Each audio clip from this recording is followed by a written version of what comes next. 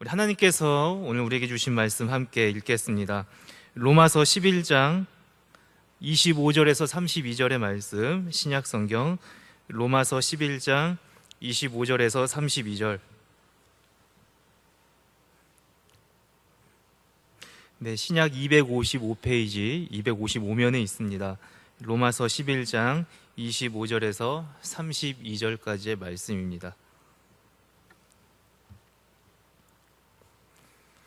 우리 한 절씩 교독하겠습니다. 형제들아, 너희가 스스로 지혜 있다 하면서 이 신비를 너희가 모르기를 내가 원하지 아니하노니, 이 신비는 이방인의 충만한 수가 들어오기까지 이스라엘의 덜어는 우둔하게 된 것이라.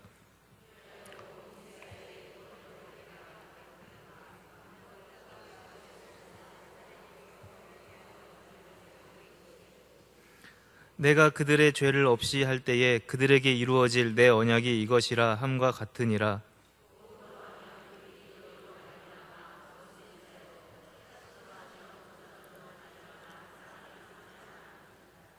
하나님의 은사와 부르심에는 후회하심이 없느니라.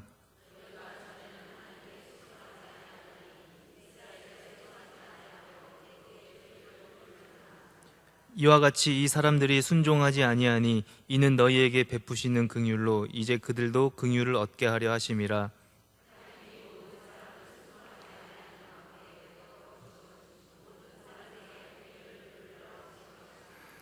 깊도다 하나님의 지혜와 지식의 풍성함이여 그의 판단은 헤아리지 못할 것이며 그의 길은 찾지.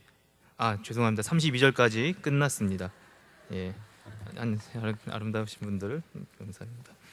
예. 이제 여름이 무르익고 있습니다.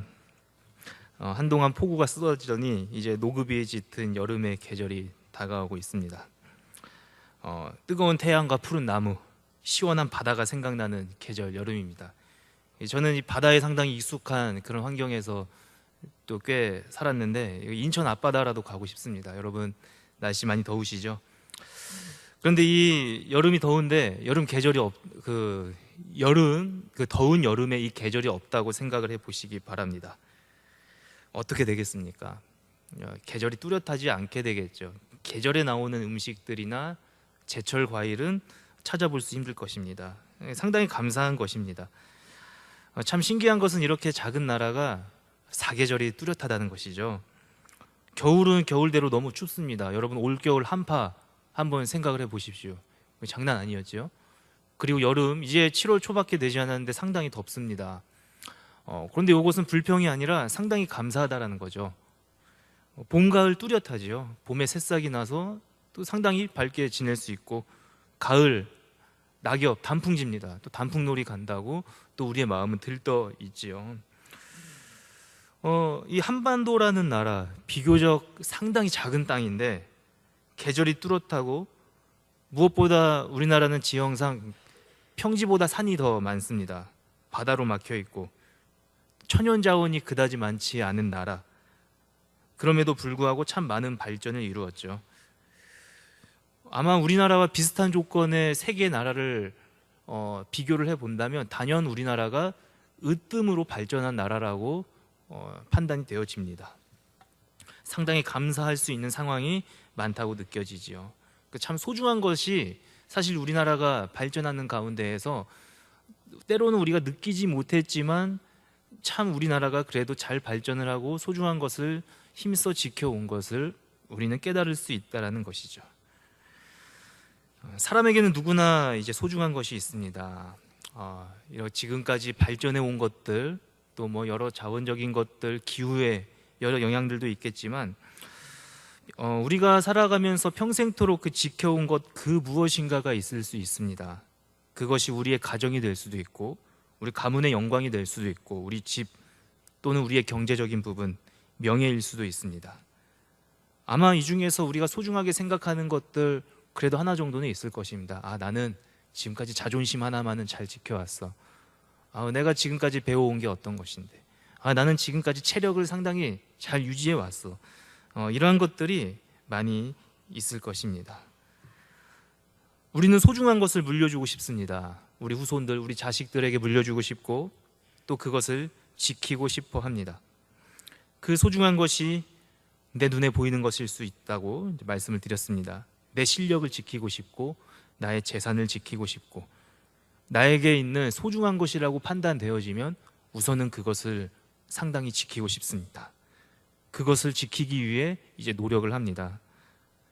소중한 것을 지킨다는 것은 그만큼 그 소중한 것을 지키기 위해 모진 시련을 겪었다는 것이죠. 그것을 이겨냈다라는 것일 수 있다라는 것입니다.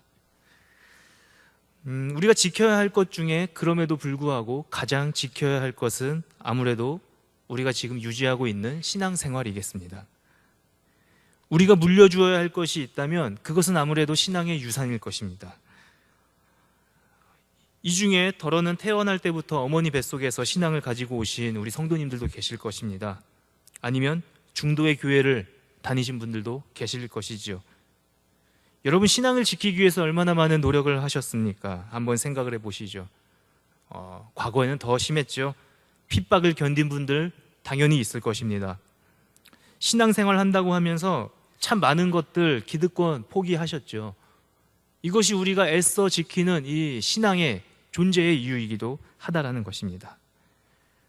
제가 이 모태 신앙인으로 태어났는데 처음엔 그 모태 신앙이 너무나 싫었다는 것이죠. 남들 보기에는 지키지 못해 안달난 그 모태 신앙이 저에게는 간절함도 없었고 뜨거움도 없었습니다. 남들에 비해서 이야기할 것도 적었습니다. 저는 군대도 편한 데로 갔다 와서 인생에 굴곡이 그렇게 없어 보였었던 것 같아요. 나에게도 좀 굴곡진 이야기 있어서 스토리가 있었으면 좋겠다, 이렇게 생각한 적도 있었습니다. 항상 그런저런 생활을 했었던 것이 아마 저의 생활이지 않았을까. 그러면서도 또 남들은 비판을 하던 때도 있었죠. 그래서 어려서부터 신앙생활은 해서 또 들은 얘기는 많았기 때문에 하나님을 믿지 않는 사람들 혹은 초신자들 평가하기도 했습니다.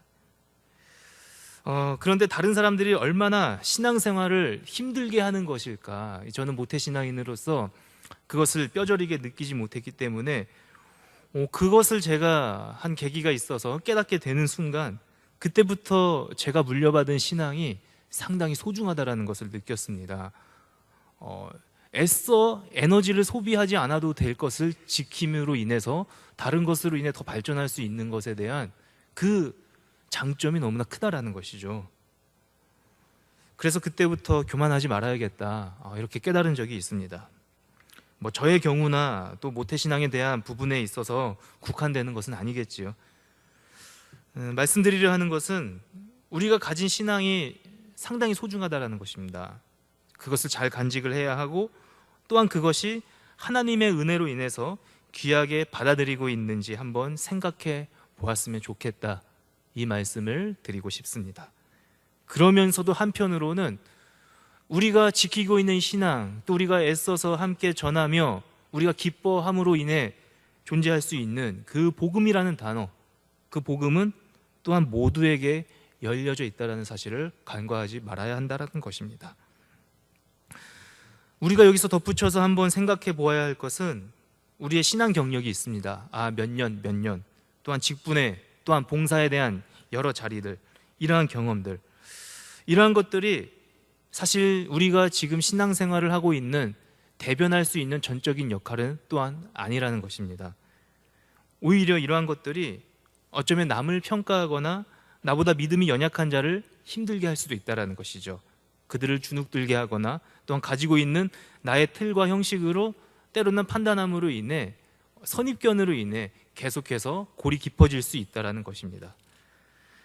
바울이 이 로마서를 쓸 당시에 이 로마 교회에 있던 상황들이 사실은 굉장히 심각한 상황에 있었다는 것입니다. 이 유대인과 이방인 간의 이 구원에 관한 문제가 큰 화두에 있었는데, 여러분, 이 구원은 유대인만 받나요? 아니면 이방인에게도 열려 있나요? 유대인만 받을 수 있을까요? 아니면 이방인에게도 열려 있을 수 있을까요? 이방인에게도 향한 하나님의 구원이시죠. 그런데 당시 이 유대인들은 자신들이 이제 선택받은 백성이라는 겁니다. 구원받기 위해서 하나님께서 직접 나를 선택하셨다는 것이죠. 선민 사상의 자부심에 찌들어 있었습니다. 상대적으로 이들에 비해서 이 이방인들에게는 그 구원의 길이 열려 있지 않는 것으로 보았습니다. 혹은 하나님께서 그 구원의 길을 열어 주셨다 하더라도 유대인들 입장에서 이방인들이 구원받는 것에 대해서 탐탁치 않게 여겼던 것입니다. 이게 바로 유대인들의 생각이었던 것입니다.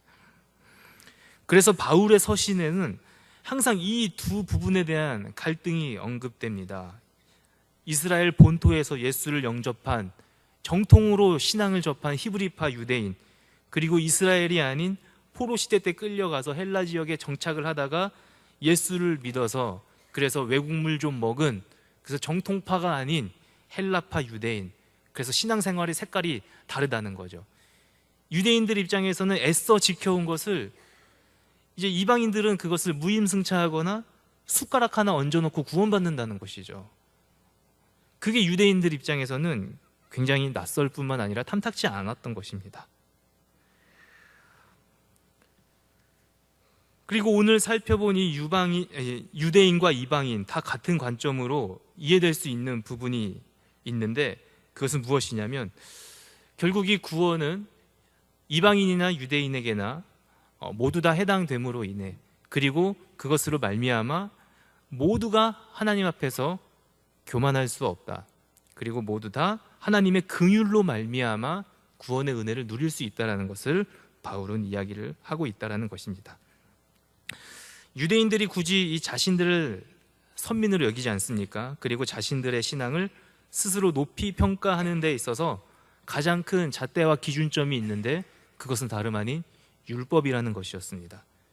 수천 년간 이어져온 신앙의 전통이었죠.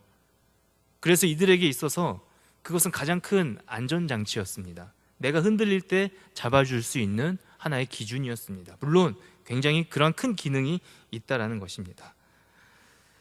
그것으로 인해 본인의 신앙이 유지된다고 생각을 했었던 것입니다. 그런데 이게 이제 이방인의 관점으로 바라보았을 때에는 이방인들에게 있어서 이 율법이라는 것은 일단은 율법을 알지 못할 뿐더러 이 율법을 모른 채 복음을 받아들인다라는 것은 유대인들 입장에서 절대 있을 수 없는 일이다, 이러한 것입니다. 어쩌면 우리가 살아가는 데 있어서도 이 당시에 유대인이 가지고 있었던 그 나름의 기득권이 혹은 내 안에 있지는 않는지 살펴볼 필요가 있겠다는 것입니다. 결국 교회라는 것은 세상의 한복판에 있습니다. 그러면서도 열려 있고, 그러면서도 좀 더 많은 사람을 위해서 존재할 수 있다는 것이죠. 우리가 생각하는 교회가 과연 무엇입니까? 여러분이 생각하는 교회관이 과연 무엇입니까? 이 유대인들이 율법에 있어서 자유하지 못했습니다. 그것을 남을 평가하는 잣대로 여긴 것처럼 어쩌면 우리는 우리의 이성이나 우리의 경험, 우리의 경력 등을 생각합니다. 그래서 그것을 이제 막 교회에 발을 들여놓는 사람들이나 혹은 상대적으로 신앙이 연약한 자들, 그들에게 있어서 나의 기준을 가지고 상대방을 고려하지 않은 채 요구를 하거나 아니면 입장을 바꾸어서 생각해 보지 못한 것이 있거나 이러한 것들이 혹 있을 수 있다는 것입니다. 사실 이 유대인들은 내려놓지 못한 어려움이 분명히 있을 수밖에 없었습니다. 이 율법을 지키기 위해 수많은 투쟁이 있었죠. 피 흘림도 당연히 있었다는 것입니다. 그래서 이들에게 있어서는 이것을 반드시 지켜야 하는 너무나 소중한 것이기 때문에, 그리고 이거는 이 전통이 깨어지면 절대로 지킬 수 없다라는 생각이 있었기 때문에 더욱더 어려웠다는 것입니다. 결국은 이러한 모든 것을 해결해 주시고 이제 모두에게 열려 있고, 그들은 그들대로 지키는 율법, 그리고 그 율법이 결국은 완성되기 위한 그 단계로 예수님께서 이 땅에 내려오심에도 불구하고 초반에 그 예수를 받아들이지 못했다는 것이죠. 바울은 복음을 전하는 데 있어서 이 율법이라는 것이 가장 좋은 것이지만 또한 가장 큰 걸림돌이라는 것을 알고 있었습니다.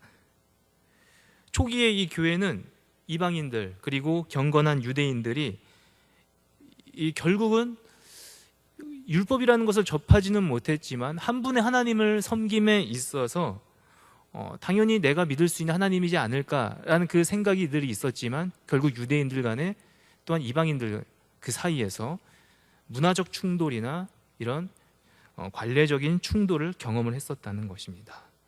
그래서 서신서에서 계속 나옵니다. 심지어 음식을 먹는 것들, 절기를 지키는 문제들, 이러한 것들이 바울이 복음을 전함에 있어서 이 이방인과 유대인들 간의 갈등에 있어서 계속해서 조율을 했었던 구체적인 예 중에 하나라는 것입니다. 그래서 바울이 성경에 쓰여진 서신서가 총 13권인데 이 13권을 모두 다 살펴보면 결국은 서로 하나가 되라는 것입니다.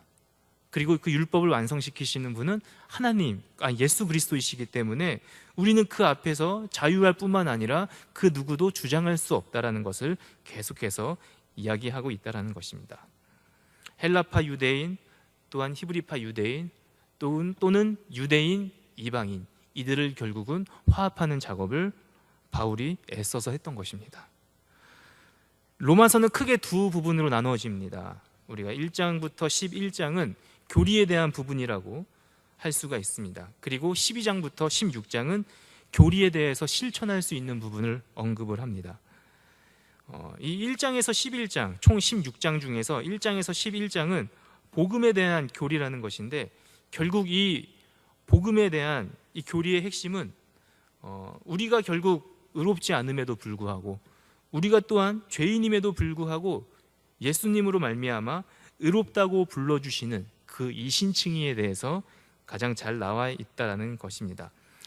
그래서 이 칭의에 대한 것을 설명하기 위해서 바울이 계속해서 설명을 하고 있습니다. 인간의 전적인 죄, 타락, 이러한 것들도 설명을 하고, 그럼에도 그 결론은 이방인이 지은 죄나 유대인이 지은 죄나 하나님 보시기에는 모두 똑같은 죄라는 것입니다. 반대로 구원의 대상은 유대인이나 이방인이나 모두 다 선택된 사람이기 때문에 그들에게 다 열려 있다라는 해석을 하게 된다라는 것입니다. 하나님 보시기에는 모두 같은 죄인이기 때문에 또한 같은 구원을 역시나 받을 자격이 된다라는 것입니다. 유대인 입장에서 보면 억울할 수 있어요. 이방인이 들어와서 지금까지 지켜왔던 것을 그들은 살짝 들어와서 믿는 것으로 말미암아 구원을 받는 것이에요. 자신과 똑같은 구원을 이방인이 받는다는 것이죠. 구원 참 쉽다, 이렇게 이제 유대인들이 아쉬우며 생각할 수 있다는 것입니다. 그래서 이 11장에서 바울이 이러한 부분을 정리를 하고 있습니다. 이방인들이 이 구원을 받게 되는 과정이 마치 감람나무 가지에 젖붙임 받은 가지와 같다고 말입니다.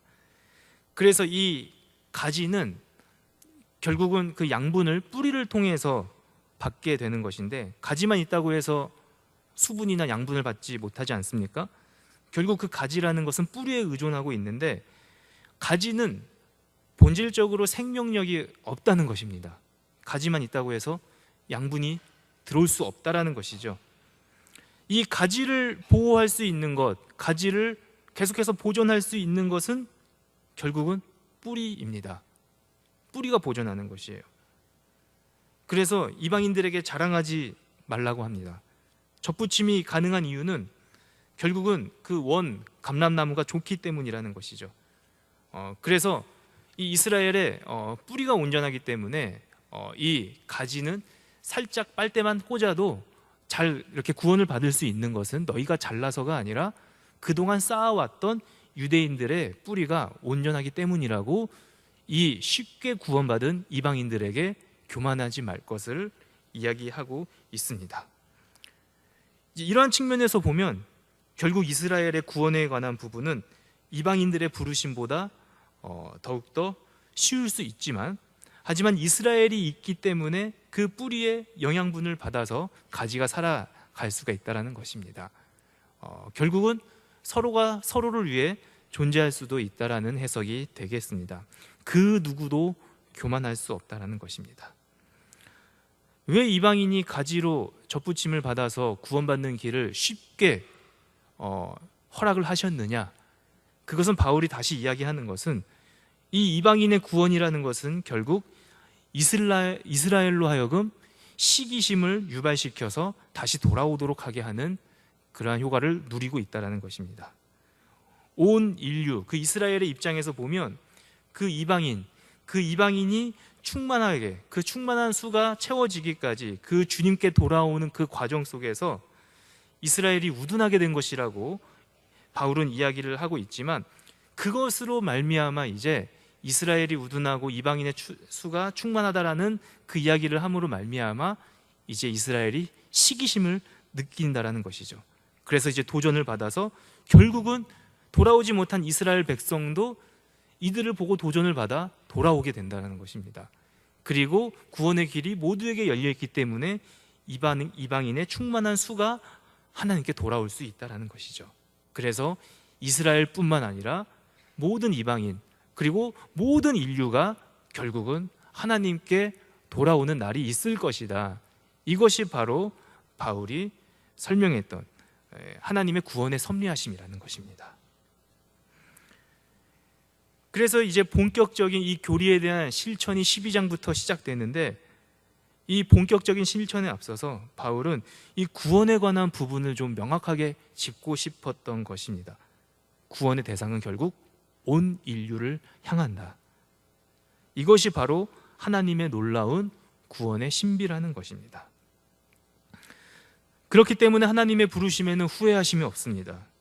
유대인이건 이방인이건 모두가 하나님께서 택하시고, 또한 그에 맞는 은사를 또한 허락이 되고, 또한 그 과정을 통해서 유대인과 이방인이 결국은 하나가 되기를 원했던 것입니다.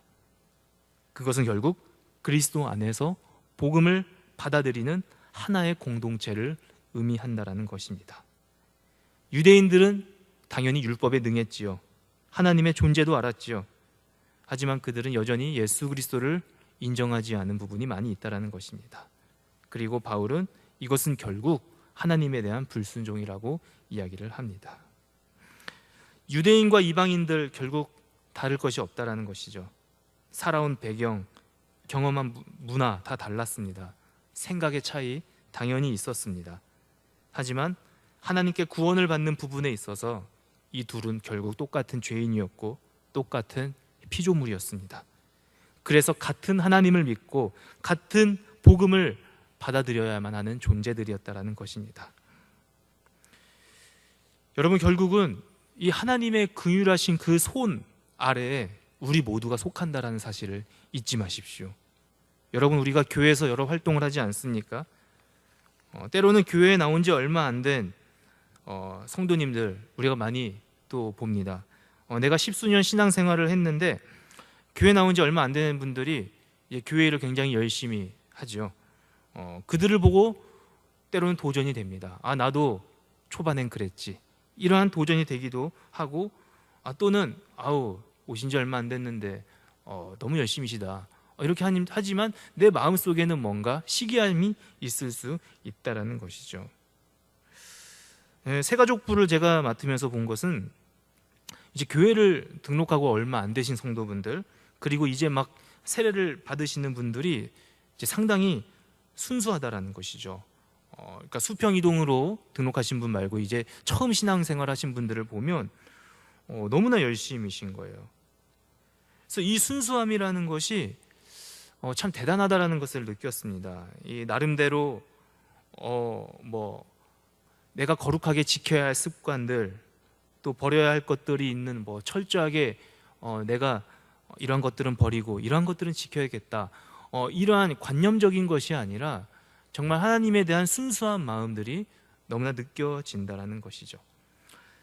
그래서 이들이 받아들이는 그 복음에 대한 순수한 마음들, 정말로 하나님을 궁금해하고 알아가고자 하는 그 모습들, 그 노력들이 제가 어쩌면 부끄러워지고 도전이 될 정도로 상당히 이들을 통해서 많은 은혜를 받는다라는 것이죠. 여러분들이 생각하는 이 교회 공동체의 모습이 과연 무엇인지 한번 생각해 보시기 바랍니다. 서로 좀 귀감이 되는 공동체, 도전도 받고, 또 교회 나오신 지 얼마 안 되신 분들은 기존에 신앙생활 하셨던 이 신앙의 선배들을 보고 저런 게 신앙생활이지, 좀 이렇게 느낄 수 있는, 또 우리 기존의 모두는 또 도전을 받아서 나도 교회 처음 나갈 때 저랬지, 이러한 것들이 서로 연합하여 하나가 될 수 있는 이런 공동체가 되었으면 좋겠다는 것입니다. 죄인들도 올 수 있는 공간이 되었으면 좋겠습니다. 세상에 기댈 곳이 없을 때 받아줄 수 있는 그러한 공동체가 되었으면 좋겠습니다. 하나님의 이름으로 모인 공간과 공동체는 당연히 거룩해야 하죠. 하지만 그 거룩함이라는 것은 과연 내가 거룩해서 거룩해지는 것일까? 그렇진 않다라는 것이죠.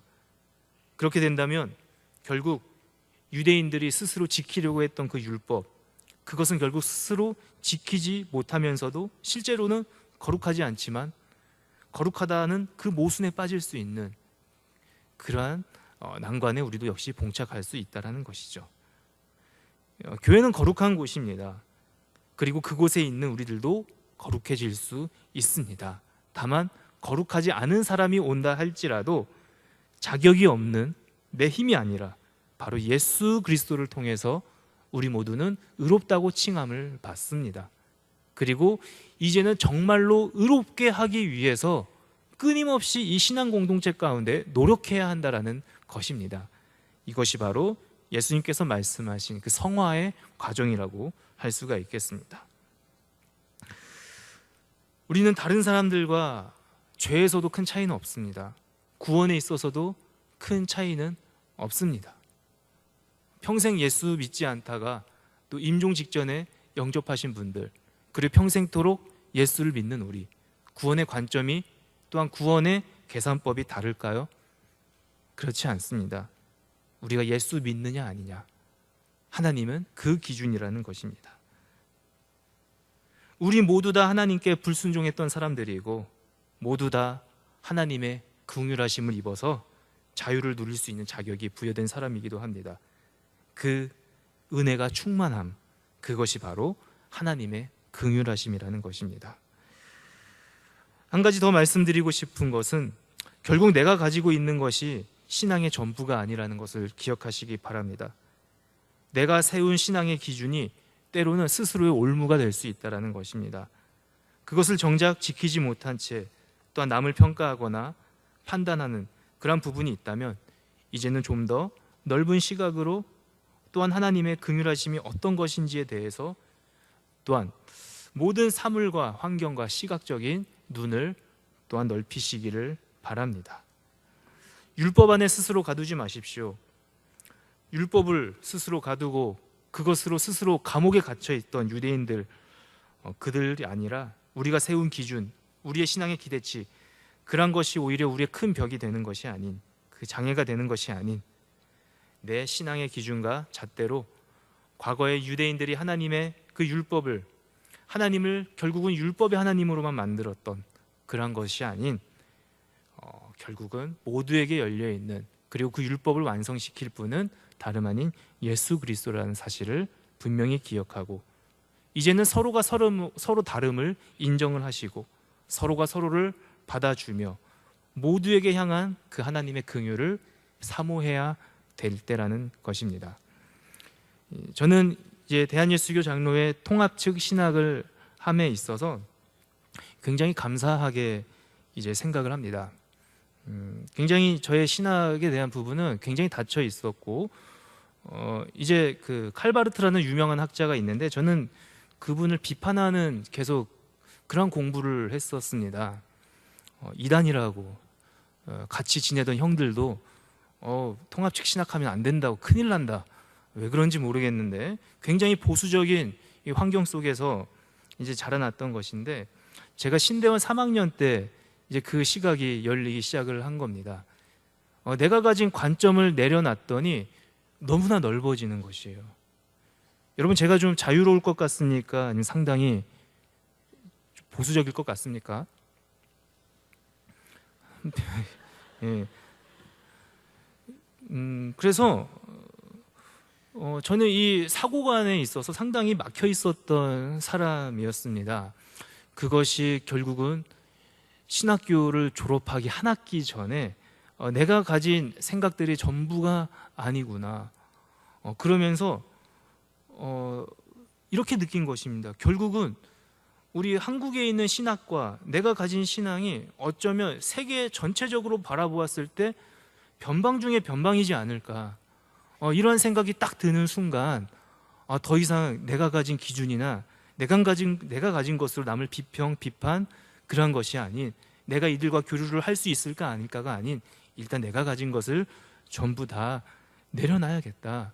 이렇게 하니까 상당히 자유로워지고, 그때부터 한 학기밖에 남지 않았는데 실컷 놀고 실컷 이 통합식 신학이 맞지 않아서 항상 학점도 안 나오고 고민했었던 그 시기였는데, 한 학기 6학점 수업 2개 남겨놓고 이것을 깨달았을 때 너무나 후회가 밀려오더라는 것입니다. 여러분, 이제 여러분들에게 말씀드리고 싶은 것은, 우리가 지켜야 할 소중함이 있는데 이 소중함에 대한 개념이 좀 다르게 정의될 수 있다는 것입니다. 일반적으로 이 소중함은 지켜야 합니다. 지키는 것이 당연합니다. 그것은 당연한 이치입니다. 그런데 여기서 한 가지 더 말씀드리고 싶은 것은, 너무나 소중한 것이기 때문에 이 소중한 것을 이제 좀 나누어 줄 필요가 있다는 것이죠. 내가 그동안 지켜왔던 이 소중한 것을 오픈시키고 좀 나누어 주고, 그리고 이 소중한 바탕에 상대적으로 외로움을 받고 상대적으로 힘들어하는 그들을 초대할 필요가 있다라는 것입니다. 내가 그동안 지켜왔던 소중한 것을 좀 나누어 보세요. 내가 가장 아끼는 것을 가장 사랑하는 사람에게 나누어 주는 그 기쁨을 말로 표현할 수 없을 것입니다. 마찬가지입니다. 여러분, 내가 가장 소중하게 생각했던 것들, 그것을 이제 문을 여시고 나누어 주시기 바랍니다. 그러면 더 큰 소중함을 하나님이 부어주신다는 것이죠.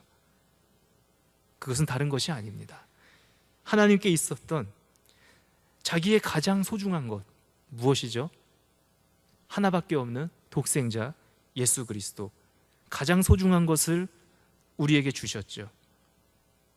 우리가 누리고 있는 이 신앙생활, 우리는 지켜야 된다고, 물론 잘 지켰죠, 그렇게 생각을 할 수가 있는데, 결국은 우리가 지킬 수 있었던 이유는 하나님께서 가장 소중한 그 아들을 우리에게 주셨기 때문입니다. 결국 그 하나님의 은혜로 말미암아, 그 예수의 은혜로 말미암아 우리가 지킬 수 있는 이 신앙생활은 이루어진 것입니다. 우리의 자격이 없는데, 우리는 하나님께 나아갈 수 없음에도 불구하고 가장 소중한 것을, 자신의 생명조차 아끼지 아니하고 그 보혈을 우리에게 주심으로 말미암아 우리는 담대하게 이 주의 전에 그 누구도 나올 수 있다라는 것입니다. 여러분, 그래서 우리가 힘써 지켜야 할 것과 또 힘써 지키지만 때로는 그 소중한 것을 서로에게 나누어 주며 내 마음을 열고 서로 다름도 인정을 해주며, 또한 누구나 우리 공동체 가운데 올 수 있는 그러한 신앙 공동체, 우리 모든 성도님들 되시기를 간절히 축원합니다. 우리 시간 함께 찬